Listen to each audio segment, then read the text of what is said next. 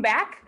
This is Darcy Backegaard, and I'm here with Prairie Public's weekly web chats. And this month, we're exploring a whole bunch of different resources and tips to stay energized and excited and in the know as an educator. And for me, that's one of the things that keeps me excited after 11 years of teaching is just finding new ideas and new resources.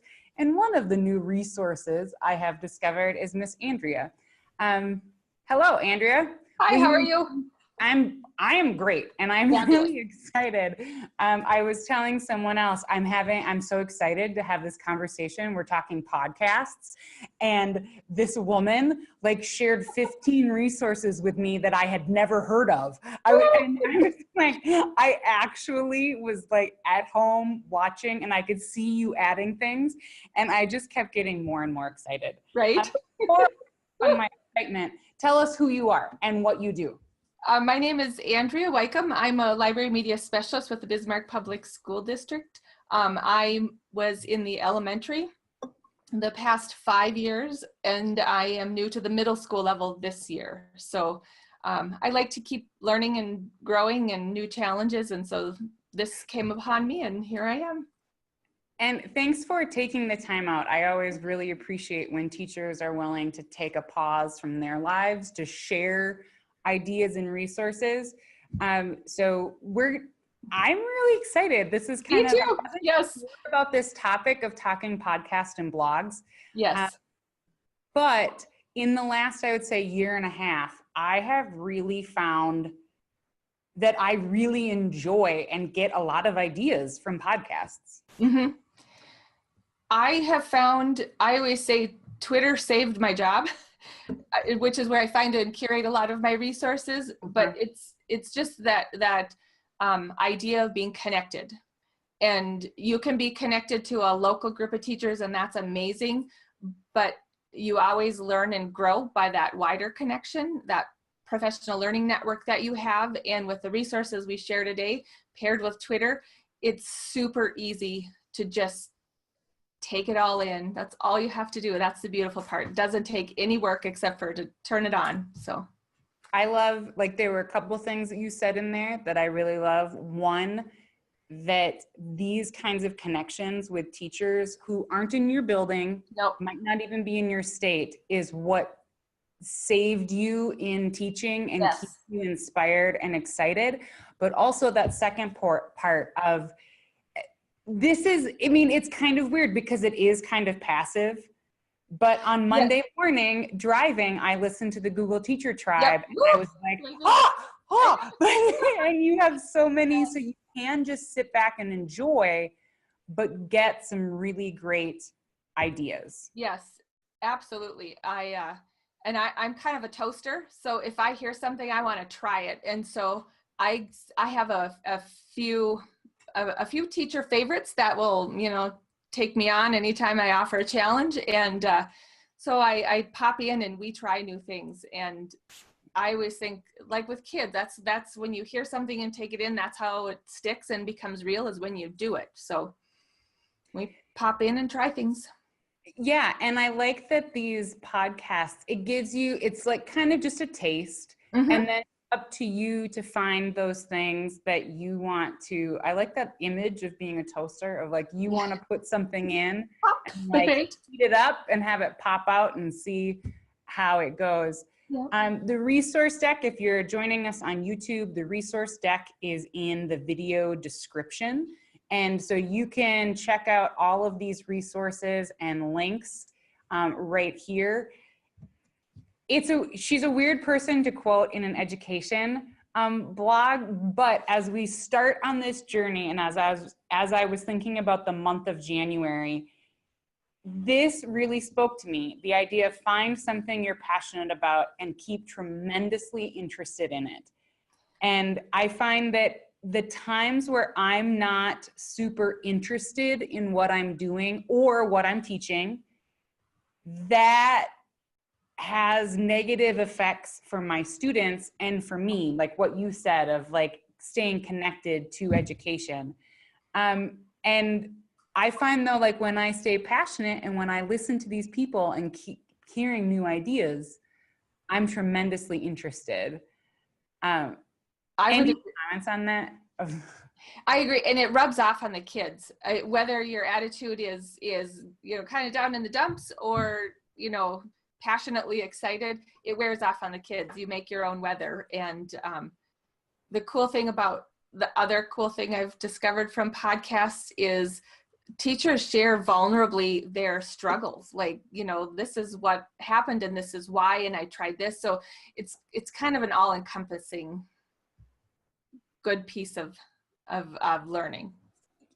You're right. There's something oddly even though you, like on Monday morning, I was alone in my car listening to two people that I don't know talking about their classroom, and yet it did make me go, oh, so I'm not the only person who has that problem, or oh, I'm not the only person who has worried or struggled with that. There's this comfort in knowing that you're not alone and getting those ideas. And I've certainly we are going to talk about Twitter later this month. We will be talking, there will be another whole conversation dedicated to social media connection. Yes, that's beautiful. Because I agree with you, like you just get so many different things. So let's dive in. Like, let's actually get to some podcasts.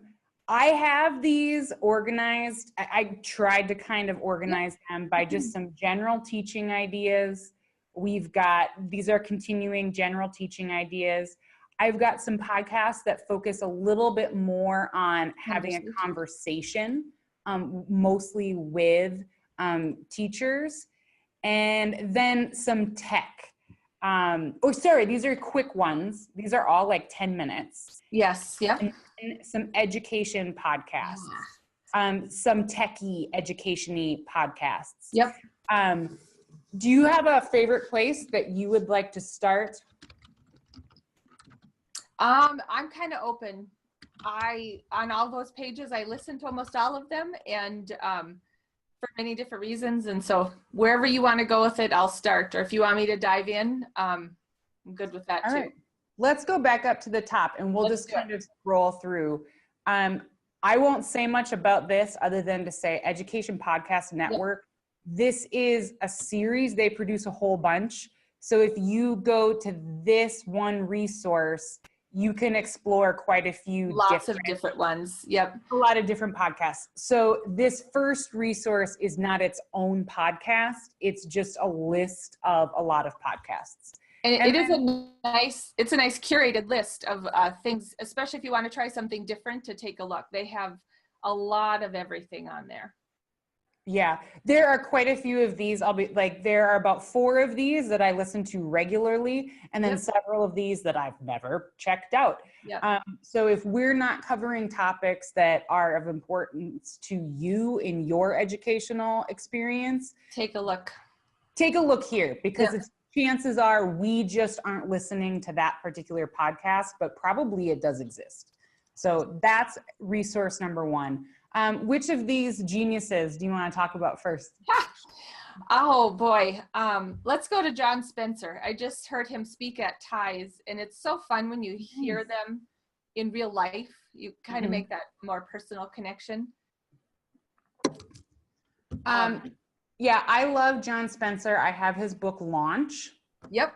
That's a lot of design thinking, like how do we help kids think outside the box? How do we empower them as creative problem solvers? What do you love about John Spencer and the creative classroom?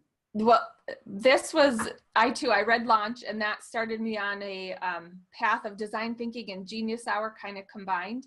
And I've done a lot of work with teachers with Genius Hour. I love the design thinking process. I love how that helps kids along the way. Anytime they're stuck, they kind of know their next step and can kind of get themselves out of a bind. It empowers them to seek feedback from their friends. So I love the design thinking framework. But what I love about John Spencer is just that he is huge on empowering kids to lead their own learning, and he tells you lots of different ways to do it. He also has a whole video series And I show them to kids all the time. They're quick, they're interesting, they're entertaining, and they just speak to so many different levels. He's a great resource. If you're someone who's new to blogs and podcasts, if you haven't done anything, as we go through these, just be thinking of one that you would like to start out dive with. into. Sometimes, I do hear that from teachers, like sometimes we're sharing too many things in these web chats.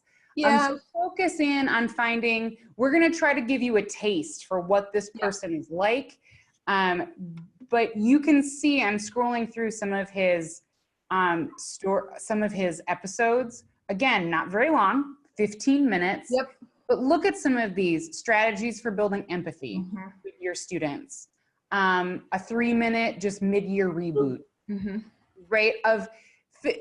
He's really tackling pretty divergent topics, but he's going to bring them all back to that creative classroom. And how do you build that classroom environment and that classroom? How do you build those connections with your students? How do you empower, taking choice menus to the next level? I mean, this is about student ownership. And he shares easy, quick, practical things that you can use right away. That's what I love about most of the podcasts. They've gone to that. Now, what can we do today? Part of it. And so it's always quick and easy and simple things you can implement right away.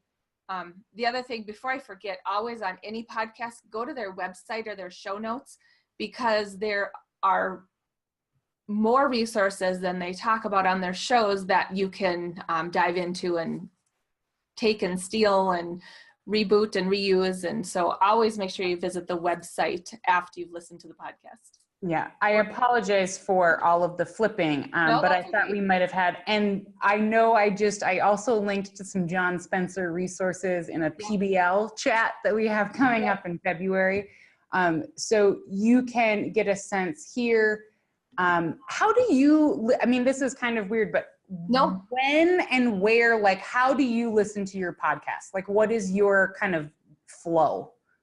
I used to work out quite intensely, and I got a black lab about 5 years ago, and I became her main person. And so I walk her mornings and nights, and I listen when I walk. And then I also listen when I drive and when I clean. So I kind of, anytime I'm alone and by myself, I have my phone with me and I just put something new on to try. It really makes cleaning, though, because I've listened to things, it really makes it it feels a little bit more purposeful and productive. Right? And it time seems to pass a little bit faster. So for me, it's in the car. I usually listen to something, not always an education podcast. I listen to quite a few different NPR podcasts. But for me, I tend to listen to 20 minutes of something while I'm getting ready in the morning. And that might be harder for some people, right? If you have little kids, probably getting ready in the morning time is not peaceful at your house. But it's just me at my house. And so when I'm brushing my teeth and just kind of getting dressed, I just have my phone on and I just find something that's or I listen to half of a podcast. But I've found that for me, it's a nice little way to get my brain started. It is. Yeah, because otherwise it takes, maybe it's just me, maybe I'm a little slower as a human, but it takes me a little while to warm up in the morning and for my brain to really get in prime kind of physical shape. So I do look at listening to the podcasts a little bit as that my morning warm up. Right. How am I warmed up? And frequently, even if I can't try something that day, it still frequently just makes me a little bit more excited about the day, because now I'm starting the day, I'm controlling what I can control. And so I'm starting the day on a positive, interesting note where I've gotten kind of excited about something. And now I'm ready to be excited for my students about whatever we're doing, whether I heard about it in a podcast or not. Absolutely. And I think everyone, you just have to kind of decide and figure out a time that works for you. If it's not driving, if it's not walking, if it's not getting ready, dedicate an hour on a Saturday to plug in and listen to a few things, or a half hour is, and maybe if you're not listening a ton, prioritize, kind of try out a lot of different ones and prioritize one that you might like to listen to first, and then get what you can and move on. Those are great tips. And you remind me of this fall, I was reflecting a little bit about how much we as teachers give. And I caught myself frequently saying, well, I can't take the time to do that. Like, I don't have the time. I can't take the time. And maybe it's because of my English background and like semantics, but I found myself going, why am I referring to my own time as me taking it? I know. As if I have to like steal it from someone else.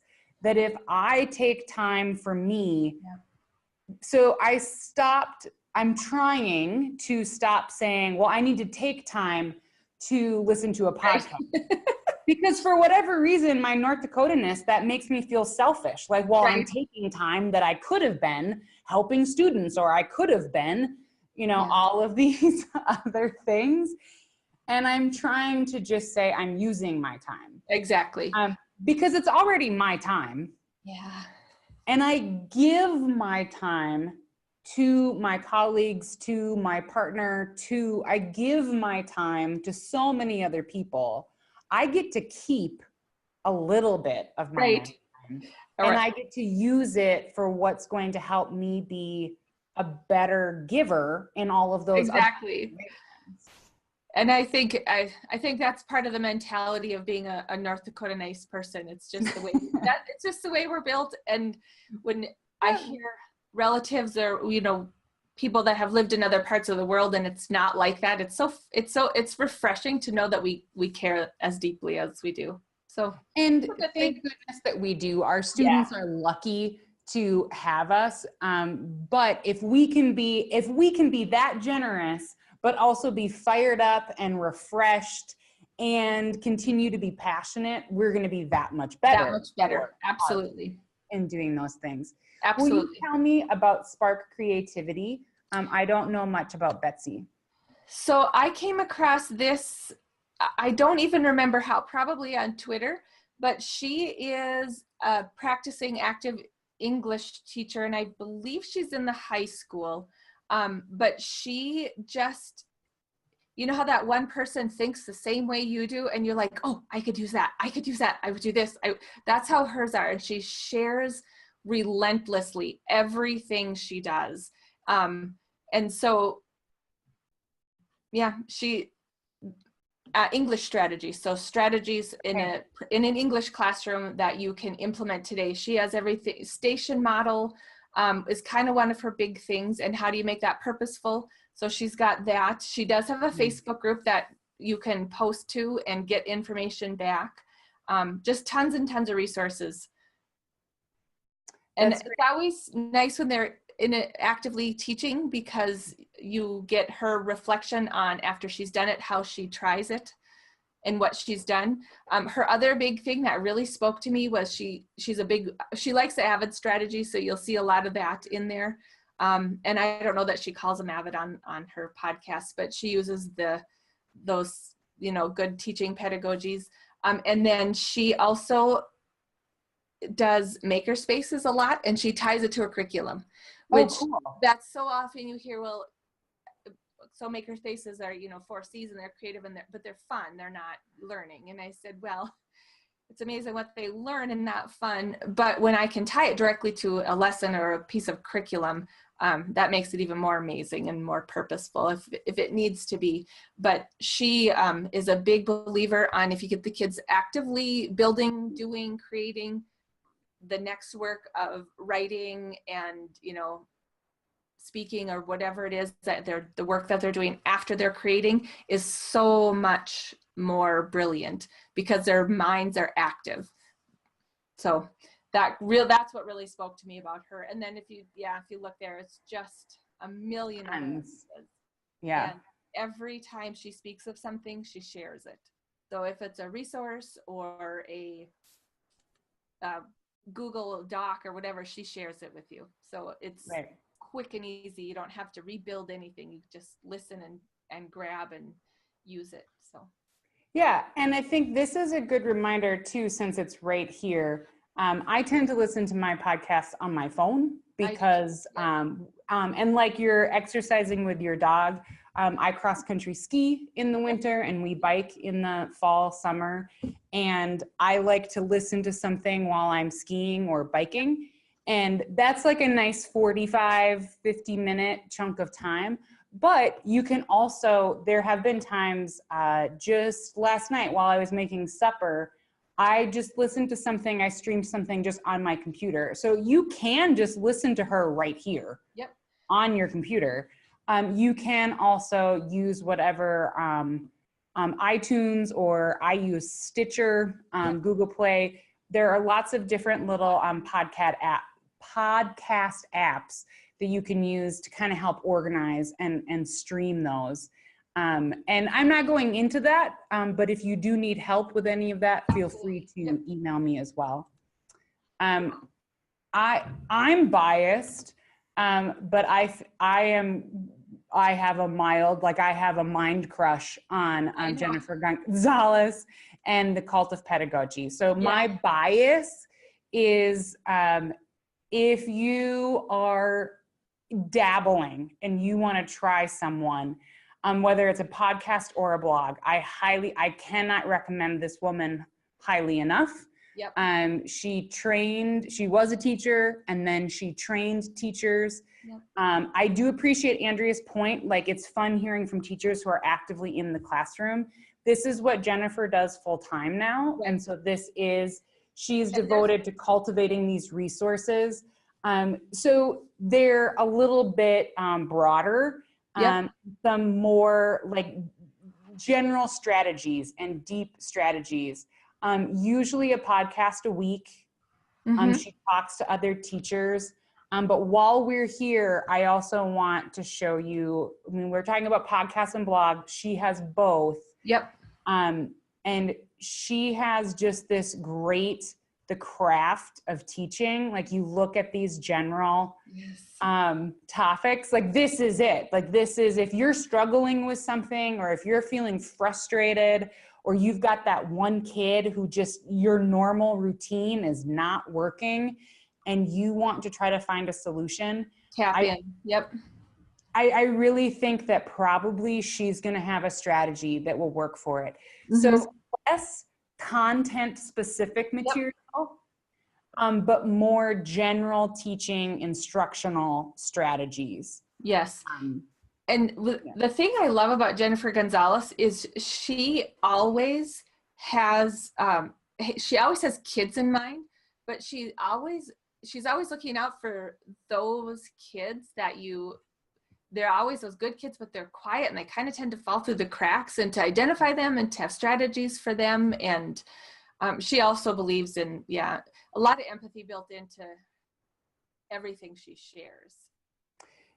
And then when you click on any of her topics, you will get these different little blocks of content, and you can just find what you need. A lot of them, some of them are just a blog post, some of them are both a blog post and a podcast episode. And then, like a lot of these people, I seek out professionals who are willing to share things. I will be honest, I've never even been on Teachers Pay Teachers, because I find so much rich content from these great educators who are about the collaborative nature of supporting kids and supporting each other as professionals. So these are the peeps that I rely on. Absolutely. And I listened to Jennifer when I was working in the elementary school, and her focus was always middle school, but it's broad enough where it's so applicable to all levels. Where some like the Spark Creativity podcast, I believe she's high school, and so her materials are higher level for older learners, but they could easily be modified, but then you'd have to do a little bit of work modifying it. But good point. So so kind of depends on what you're looking for, like where you're looking for a little bit of support. So this is more design thinking, the creative classroom. Betsy is going to be, the Spark Creativity is going to be a little bit more English focused, maybe a little bit more high school. Yep. Cult of Pedagogy is kind of best practices in general, from classroom management to PD to various ideas. Sometimes they do get very specific. Yep. But in like just a lot of any classroom anywhere. And you're right, she does tend to have that middle school perspective, yep. but she does broaden in both directions. Yeah. Any on here that you want to give a shout out to? We work a lot with Steve Barkley in our district, and so we've been very fortunate to have that connection with him. He works with coaches, but I have found that I learned, and if you're teaching and not in the coaching mindset, some of them won't be as applicable, but I've also found that in his work with coaches, he talks about teachers and strategies and how they, how teachers and students work through, okay, so he likes the backward design. So looking at student behaviors and how that student is interacting, and then what the student needs, and then working back from there. He also works a lot with questioning. And so I've become a better teacher and a better coach to students by listening to his learning. Trying to think of some of the more specific ones that he does a lot. And the other thing I like, he will interview people that he visits with. So he's done a few from Bismarck, which is kind of near and dear to my heart, but you also hear from people all around the country. So like one school does, they have schools within their school, or houses within their school, and how that process and how they work through that and how they redefined it. And so everybody in the school has a house, from the janitors to the cooks to every teacher. And they're in a smaller, I believe K-12, but a bigger range of students. And you're always in that house. And so kids can come and go. As they come and go, the members of the house change, but if you stay in that school, you stay in that house. And just the connections and the rich culture they've built through that. So you learn lots of amazing strategies, even though he's very coach focused. So more of a coach focused. Yep. So if you have a student teacher, if you are doing mentoring in your school district, but it's amazing to me, like the spark, like one seed of an idea, something. So maybe you can't do the houses at all at your school. Like that's just not within. But you can always take a small piece of it. Yep. Yeah, there will still be some nugget in there that you're like, oh, and that's one of the reasons why I think it is so important for us to stay excited. And as you said, to not be isolated as educators. My classroom was down by the theater. As the theater teacher, I was literally at West Fargo High School. I was about 2 blocks away from another teacher because of where my classroom was. We were short on space, and so my classroom was the theater dressing room, like the makeup room for the theater department was my classroom. So that meant for me to walk anywhere, it was like a 4-minute walk just to get somewhere and then get back. And I tend to be pretty internal, like, we're having this conversation, but I tend to just be a more internal person. But things like these podcasts and conversations like this have really flipped that on the head for me of going, oh, like I can have an idea. But by listening to all of these other educators, my little idea just gets so much richer and better. So a podcast that I'm like might not directly apply can still really inspire me, or just like get me energized of like, oh, that is so cool. Exactly. And I always say too, most of the time when you Google things, it'll come up. So he has one on multiple intelligences, one on feedback, paraphrasing, questioning. So if you're looking for something specific, though, you will not be disappointed by listening to his work. And like these other folks, he also has a blog. And so you can go to his blog and read some of those things. more in depth. So a lot of these people who are in the education space podcasting, a lot of them Are both. writers. Yep. Yeah, a lot of them are exploring both. So don't miss out on that blog. Exactly. This is interesting to me in light of this new research that came out saying that there really isn't a difference in learning styles. Did you read this research report? Yeah, So multiple intelligences, yes, like the Gardner's multiple intelligences, but this idea that some of us are better at learning, their basic takeaway was we should be doing all of them. Like we should be learning visually and we should be learning by listening. Like in general, we shouldn't be doing just one of those things. We should be cultivating all of those things because they trigger different things in our brains. Exactly. And so they work together. Mm-hmm. So do a little reading, do a little listening when that makes sense. And I tend to be a more visual person. Like I like to see things. But I have found that the blogs really give me space to think, the podcasts give me space to think about something a bit different. Absolutely. The podcast PD it's what I said here. It's 3 teachers. I have only listened to this one for about a month. So lots of different topics, maybe a little bit more social studies focused. Yep. Or I've noticed a few more topics connected to social studies than other topics. But same thing, if you go to their list, you can see a list of all of their topics, get a sense of what it might be. Their last thing that they did was 12 days of podcasts, like their favorite podcasts. So this is just a cyclical conversation of I'm recommending this podcast, and in their most recent podcast, they're recommending education podcasts. Yep. Which is kind of fun to listen to because if you've heard about them, great, but if you haven't, you get a new idea. Yeah. How about the instructional coaching corner? That one, I have not listened to that one. So okay. That one was new to me. Yeah, and so this one I paired with the Barkley. Yep. With Barkley's from that perspective of this is more about instructional coaching, about supporting each other. So if you're an administrator, again, if you have a student teacher or doing things, but like Andrea already said, some of these topics are general enough that you're just, how guided reading works. Yes, that's something that would be good for an instructional coach to know, but that's just good teaching too.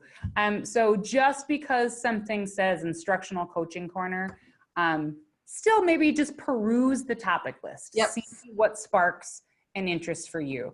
And right, the other thing about the cutting ed. I'm sorry? Oh, tell us about the cutting ed. Yeah, well, that is North Dakota United's podcast in connection with Ted Dintersmith, and he, I can't think of his name, Tom Gerhardt interviews North Dakota teachers that are doing amazing things and sharing it out. So Olivia Becker was on from Bismarck, Nicole Pullman was on from Bismarck.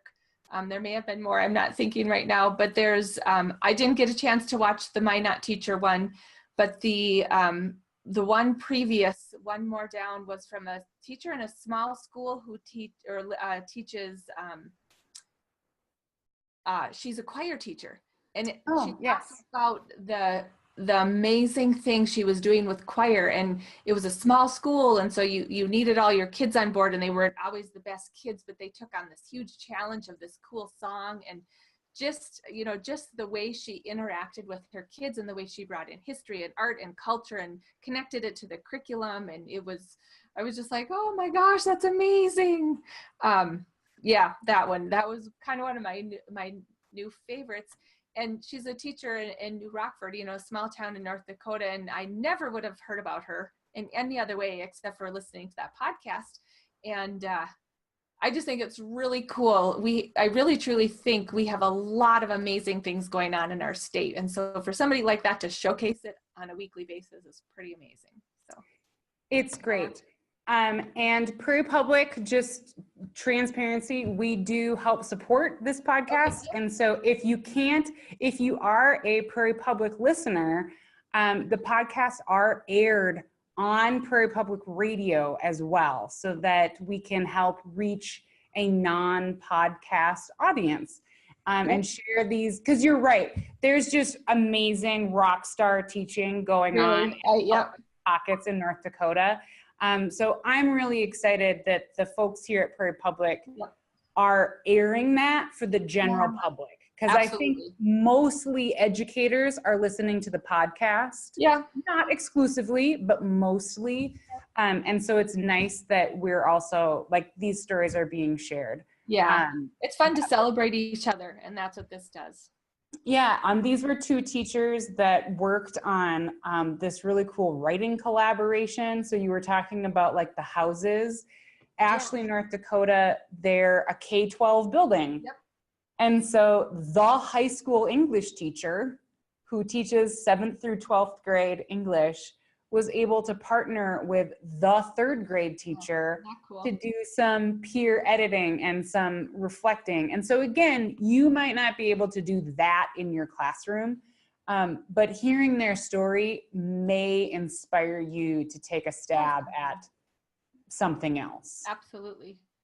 All right, I don't know these other two podcasts. What do I need to know about these? Heinemann podcast, so being as big in the publishing industry as they are, they bring in really big names in the publishing industry, and they just share their story and share their information and share their resources. So this is a newer one that I've been listening to. But a lot of those, like Lucy Calkins and Nancy Akvan and some of those like publishers in the industry who you've read their books, and it's always fun to hear their voice and hear their perspective. So if you've read the book and you can hear what they're speaking of, it kind of helps connect things in my brain after I've read something and listened to it. But they just bring a lot of like, big people. Like I always think if you can't go to a conference to listen to Heinemann's blog, it's almost like you're going, because they bring those type of people that you would hear at a national conference to their podcast. So I could see this being a cool resource as an English teacher, like to do with middle school, high school students, of have them, if they're reading a book, have them listen to an author talking about a book on a similar theme, or, if possible, their actual author. And there could be some really cool, even like using this as part of curriculum potential for just looking at how those things work. But you can see this list on the side of some of their popular topics, and you can see that there's a bit more Englishy. They're very literacy focused, so reading and writing.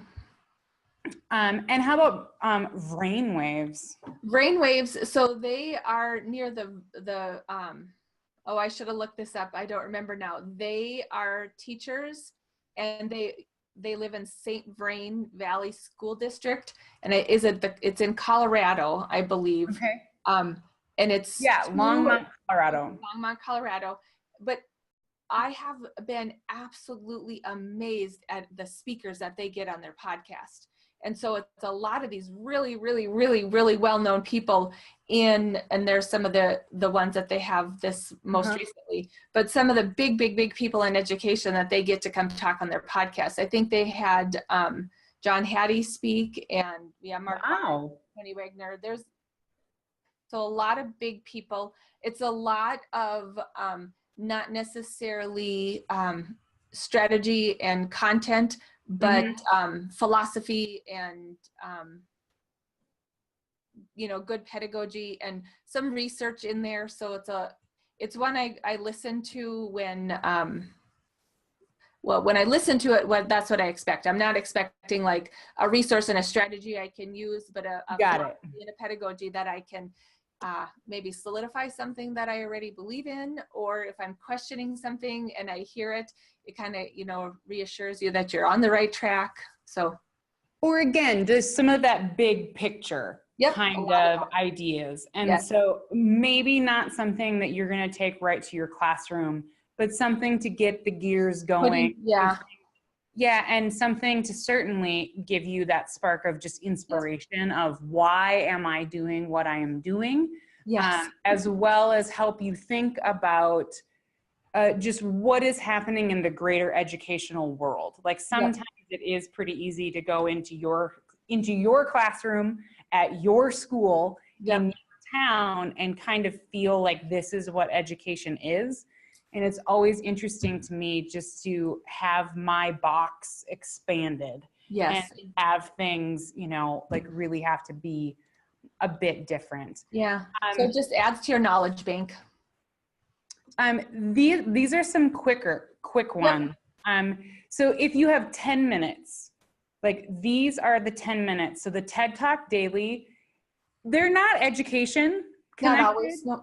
Yeah, I mean, like a lot of them, it's just the general TED Talks of what's going on, but they're TED Talk topics from around the world, and it's just a variety of topics. And so again, like just to stay curious and interested in who knows what's going to come up. And then NPR shout out, you know, there is the TED Radio Hour if you want a bit more. Give us a little, like a 1-minute story of what's Hack Learning. Hack Learning, so he's a high school social studies teacher, and he shares a little bit of, you know, philosophy and pedagogy, and then always has something you can use right away. And so he's also a big problem solver. So he's actively teaching, and so he's talking about students he's having issues with and not turning in work and all those things that you are dealing with on a daily basis. He's talking to in his podcast and then sharing strategies and ideas and support for that. So a little bit of philosophy and a little bit of philosophy and strategy combined. And he's fun to listen to. It's fun to listen to people that are entertaining. Yeah, and this F word, by the way, is fun. Yeah. and so I know, like, I just happened to scroll down on this, so it might look a little, you know, questionable, but what this but that's, and you can see it's 8 minutes and 45 seconds. Yep. So that speaks perfectly to his mindset. The F is, F and fun. Yeah. So blog, podcast right here. Yep. He also has the whole Hack Learning book series, which is amazing. And so they tend to be like pretty short and very direct strategy in your classroom, like problem, possible solution, here's how you would do it, of like really hacking down to like what is going to work. So these, you can see, these are, you know, 9-10 minutes. So this is a really nice, if you've got even a short commute, 10 minutes in the morning. What a nice little way, instead of listening to the news and maybe getting upset on the way. You're right. Learn something new. Yeah, listen to something like this. And how about, we were talking about the 10-minute teacher podcast. I just started listening to her because of your recommendation. Yeah, and she shares a little bit of everything, literally a little bit of everything, from centers to, I know she was just talking about virtual reality. She tries to kind of find the up and coming and the new things that teachers are interested in and thinking about, and then she finds somebody to, most of the time she has a teacher on or a professional on with her, where she has them speak, and she is very concise about getting it to 10 minutes. And so you don't hear a lot of banter or a lot of thought process or philosophy. It's very, you know, answer the questions, get to the strategy, get to the information, and here you go, which is refreshing.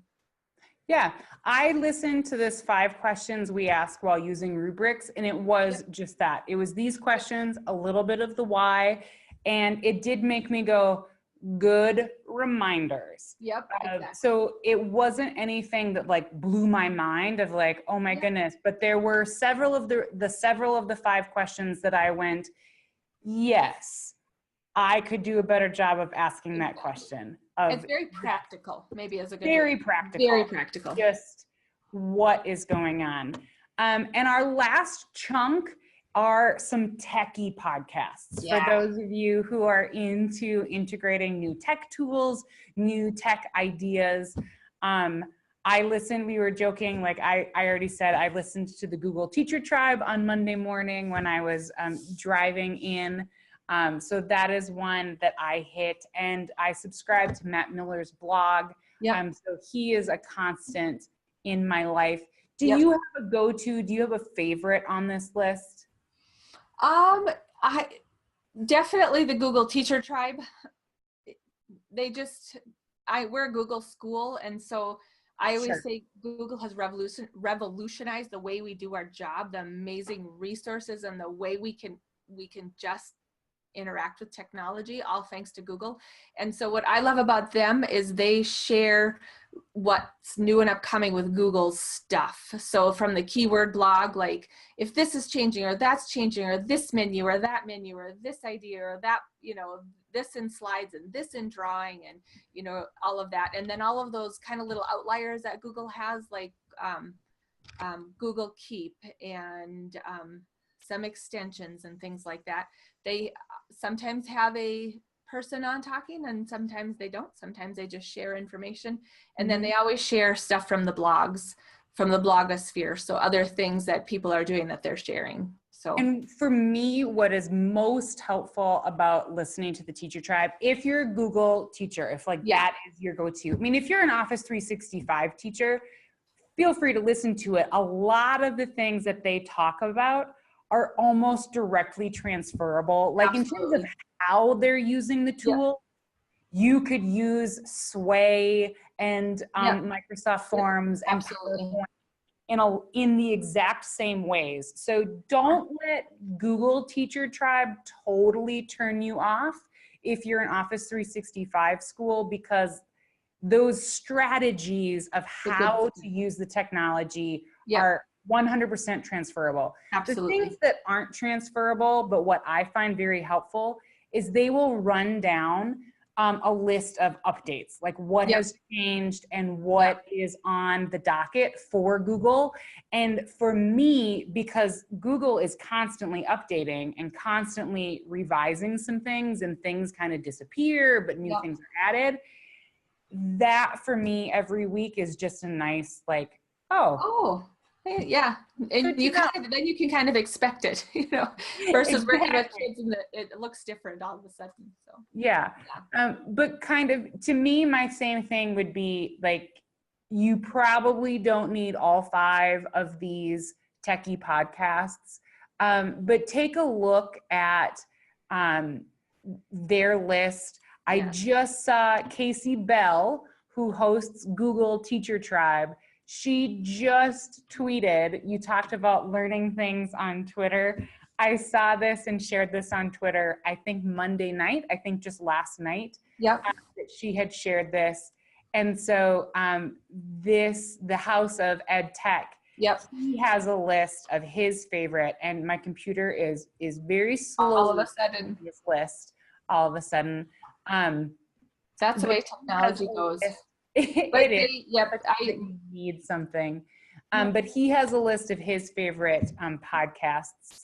Again, a lot of good strategy and good pedagogy with House of Ed Tech. So not content or tool specific, but again, strategies. And I think that's a good reminder of it's one thing to use technology. It's another thing to use technology and integrate technology in a thoughtful, strategic way that is really using technology to enhance students' learning in a way that, couldn't have been enhanced before. So check out some of those strategies. Any others on here that, that you just want to give a little shout out for? If you are game-based learning, which I think really would intrigue a middle school audience, Matt Matera or Mr. Matera on, I can't remember his first name if it's Matt, but Mr. Matera on Well Played Ed shares oodles of cool ways to use gamified learning. Shooks and GIF is like the all of the, like this extension, that extension, this tool, that Mhm. tool, how to use this, how to use that. So very, very, very tech related. Okay. But I've really enjoyed that one this year. They went from a weekly podcast last year to every 2 weeks this year. Okay. But lots of good techie stuff. And then I don't know, educational duct tape is new. Jake Miller he shares a ton of cool, quick and easy, again, tech related ideas, but ways that you can how to do things, like if you're wondering how to do just about anything, check in, and he'll have an idea on how to do it on his blog. Educational duct tape is his newer podcast, and he's professionals where they're sharing their information. So Great. Yeah, so here's the blog of, okay. And this is even just seeing this keyboard shortcuts. Yep. I was just talking to a teacher yesterday. You want to convince a 17-year-old that you're a wizard, show them keyboard shortcuts. Yep. Because Yep. they don't know them. And we were talking about the difference yesterday. I was working with some teachers of students being digital natives. Yep. But they're not necessarily digitally savvy. No. And they are very literate in tech. They can use the buttons and the keys, and they know how to make everything work, which I think is amazing. And so I always think our job then is to show them how to use it purposefully, authentically, and how, show them how they can take that technology and amplify their learning versus just using it as a tool and a game. It's a resource for making amazing things. So that is so well said. Yeah. That was just, yes. Thank you. Yeah. To all of that. We're wrapping up. We have a slide here about blogs. Yeah, We've take a look. really already talked about a lot of these. Yep. AJ Giuliani is a co-writer along with John Spencer. And so they have their book here, but his blog, I just started subscribing to it this year. So again, I guess my machine is a little bit slow, so I won't be able to just show you. Here we go. And so he writes about a lot of different topics, and I've just found him to be very interesting. So I subscribe to his weekly email, and I just like he and John Spencer. I like both of them. And I do have a link here to the book that we were talking about early, of the launch cycle, of it just being a great resource. And AJ Giuliani, and then you jump in, but I want to show this. He's doing this 30 days of blogging challenge this year to start the new year. And I'm sharing this because if you scroll all the way down to the bottom, there is a list of all of these different teacher blogs. Mm-hmm. I have not checked out most of these. No. Because there are a couple hundred posted here. But he's encouraging teachers from around the world to post and share their blogs as part of this blogging challenge. So you can see I am still scrolling. So they're up to 246 different blogs. So some of these won't be educational related. They might just be someone's personal blog, and like that they do kind of as a break from teaching. But I am sharing that here because he's working on this right now, and I just thought it was an interesting perspective. And if you're at all curious about Genius Hour, what it is or how you can use it in your classroom, he's the guru on that. And so he's got oodles and oodles and oodles of free resources on how to use Genius Hour in your classroom. Yes, and he and John Spencer do some great online trainings that they have available. Those you do have to pay for. I think they're right around $100 for one of their online courses. But they have that option that if you want to dive a little bit deeper into something, but here are their resources on launch. Yep. I want to back up one quick just plug as we're talking about podcasts and blogs for our educational growth. Don't forget that podcasts and blogs are great instructional tools, Yes. both to have students consuming podcasts and blogs of a variety of subjects and topics. There is a podcast or blog for Right. basically every possible subject area. I have two just lists here of some great podcasts for students. So these would be for kids to listen to. I love the radio adventures of Eleanor Amplified. She's this, plucky reporter who keeps being thwarted in her reporting missions. But you can check out some of these. So these would be for kids to listen to. And there's another list here. But you can also use podcasts and blogs for students to share and show you what they know. Yep. So NPR is doing this podcast challenge right now, this spring. Yes. And NPR has put together all of these resources for you as a teacher to use with your students to help your students create their own podcast. And because it's an NPR challenge, talk about authentic audiences. Yes. They are going to air on national public radio some of the winners of this podcast challenge. So this to me is open to anyone. I think it would be a really great challenge to have a math teacher engage their students of like, let's show your math thinking, but we're going to do it in a conversation and you have to explain it in a podcast. Let's do a class biology podcast where each person is doing an episode on a different part of the body. And so as a collective class, we have this whole curated resource, and now students can listen to that to learn about the body. They can listen to it to review for a test. There are so many, you can have a guiding question and kids all explore it. So many different ways that you can use this. So you can submit your podcasts. There's how it works. And they have, like I said, they kind of have everything here for you of what to do and how to go through this process. Yeah.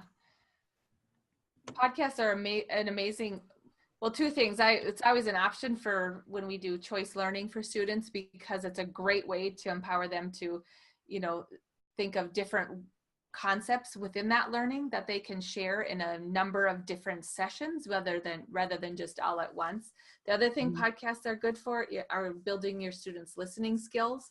So in a low stakes environment, practicing some of those, note-taking strategies or creating Venn diagrams or one-pagers or things like that in a station, low stakes, easy to comprehend, easy to follow for students to practice some of those strategies that you're working on in class, because then when they go to use it for your content, they have an idea of what it feels like. See, like you're like a walking tech podcast for of different strategies for teachers to use. Because you're right, there's so much out there. Yeah, I just put 3 lists here because there were way too many great. Yeah. I'm curating a list of my favorite podcasts for teachers was hard enough. It was. And trying to kind of limit it and trying to group them by topic. So trying to say what are the best podcasts for teenagers or for students, impossible because there's so many out there. But whether you know it or not, you have all the tools to do this. There's free online editing software. Yes. I use Audacity. Yep. But it's a free downloadable program. It will look kind of scary, but I just did a workshop with middle schoolers. And when we pulled up Audacity on the computer, I was working with our director of radio here at Prairie Public, and we were showing it to 8th graders, 7th graders. And I said, how many of you have used a tool like this? And all of the students raised their hand. So it's intimidating as a teacher because you might not know how to use it. But I can almost guarantee you some of your students do. And if you find out who those students are ahead of time, you can empower them to teach the class how to use this tool. So don't be afraid of trying something just because you're not the expert at it. This is one of those shifts in education where frequently a 7-year-old might know more than you. Yes, without a doubt. And I also think too, even if nobody knows, I still try it, because if I'm stuck and nobody knows how to fix it, I can model that out loud thinking of problem solving and the steps I would go through and ask the students for input, because that modeling process of how you would problem solve through may just help a student someday. And I sometimes don't think we do enough of that because we think we need to be the experts and know everything and do everything. And most of the time I pretend like I don't know, so a student can help me, or I can model that process of that out loud thinking for them. That is so true as well. So these are, I mean, oh, we didn't even go to this page, but we're going to wrap it up. It's same things. These are just great, rich resources. Yep. Dive through this slide deck. Again, the resources are in the descriptions of the YouTube video. This whole web chat series is available for continuing ed credit for North Dakota teachers. So if you're interested, feel free to shoot me an email and I can send you all of that information. And this is how, like, for me, like, I want to embrace one of the podcasts that I listen to just for fun is a podcast with Ken Jennings, and it's called The Omnibus. And the general presence, have you heard of? I've heard of it. I haven't listened to it, but the premise is that they are recording the most important pieces of history to preserve it, so that when the world is destroyed, it's like an auditory time capsule for the future. But they cover really random, ridiculous topics. And Ken Jennings is one of the, from Jeopardy fame, is one of the hosts to that. But this is how I feel. Like every time I listen to one of these podcasts, I feel like the biggest nerd because I get really excited. And then I go and talk to my students, or I talk to my partner who is not a teacher. And I'm like, oh my God, this is so exciting. And no one cares. So find that nerdiness and geek out on it. Yeah, find that nerdiness in yourself and find that community of teachers like Andrea who can be nerdy with you. Yes, and anytime. It's great. Real easy for me. That's fantastic. So if you click on the link to that resource deck, it's a Google slide deck of what I've created this in. So under File, just click Save Yourself a Copy to go through that, or you can just view my slide deck. We're going to sign off for this week's weekly web chat. I'm so excited that we got to talk podcasts and I got to nerd out a little bit. Thank you, Andrea, for giving up your time and being here today. It was an honor and my pleasure. Yeah, I can't wait to hear more from you and just to check in again. Absolutely, anytime. And anybody listening, reach out. I'm on Twitter. You know, I'm reach out if you have questions or ideas to share. I'd love to hear from you. Fantastic. I will add Andrea's Twitter handle to the resource deck so that when you open that, you'll have both of our Twitter handles and then emails. And then that way you can reach out to either one of us if you have a question or just want a little bit more inspiration. Or if you just need to connect to someone in a different place who might be a little bit, like you said, Andrea, just someone who thinks like you. So if we can be that person for you, just let us know. Absolutely. Yes, thank you. Thank you. We'll see you next time on the weekly web chat.